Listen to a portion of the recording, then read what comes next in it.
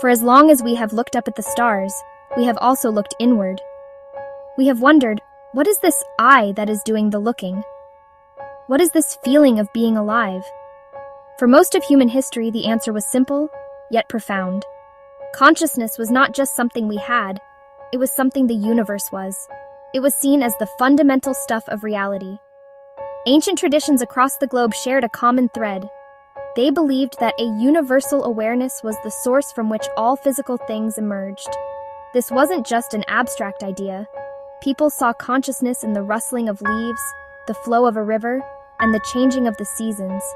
When a shaman spoke to the spirits of the forest, they were communicating with what they believed to be another form of consciousness, as real and valid as their own. Think of it like this. Imagine the universe is a vast, intelligent dream. We, as conscious beings, are not separate from the dream. We are the dream becoming aware of itself. Our individual minds are like small eddies in a great river of universal consciousness. This worldview provided meaning, purpose, and a deep sense of belonging. Then came a revolution. It began with thinkers like Galileo, who dared to point a telescope at the heavens. He did not ask the planets how they felt or what they intended. Instead, he measured their movements and described them with the cold, hard language of mathematics. This was the birth of modern science, and it came with a powerful new rulebook. To be considered real knowledge, something had to be objective, measurable, and verifiable. Your personal feelings, your inner experiences, they were left outside the laboratory door. This new approach was incredibly successful.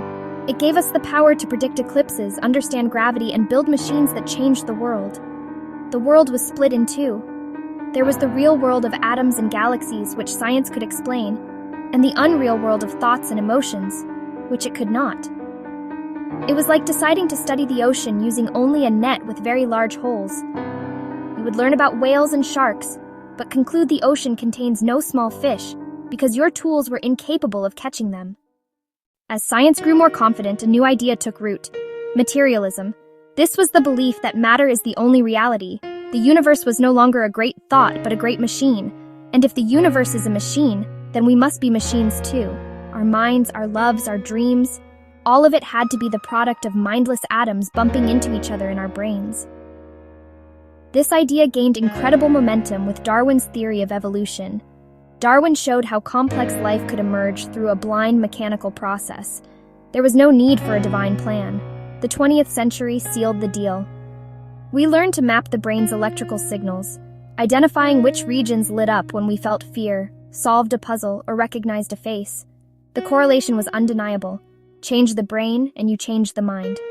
Consciousness was reduced to a ghostly secretion of the brain, nothing more than the humming of its biological hardware. But here is the crucial point that is often missed. Science never actually proved this. It never found the moment where non-conscious brain chemistry transforms into subjective experience. This is the hard problem of consciousness.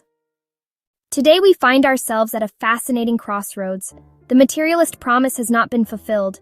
Despite incredible advances in neuroscience, the central mystery remains as deep as ever.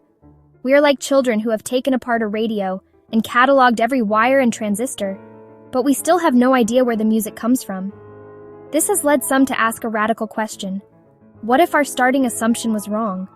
What if consciousness is not something that arises from complex matter, but is instead a fundamental property of the universe? This idea is making a quiet comeback under names like panpsychism.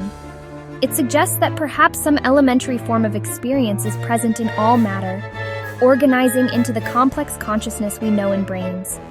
We have, in a sense, come full circle.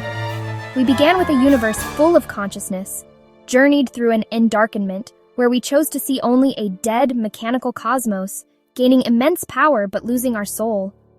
Perhaps the path forward is not a choice between the ancient mystic and the modern scientist, but a synthesis of both.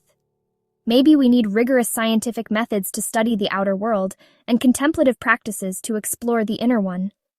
By reopening the book that science closed centuries ago, we may not only solve the puzzle of consciousness, but also rediscover our place in a cosmos that is, once again, filled with wonder.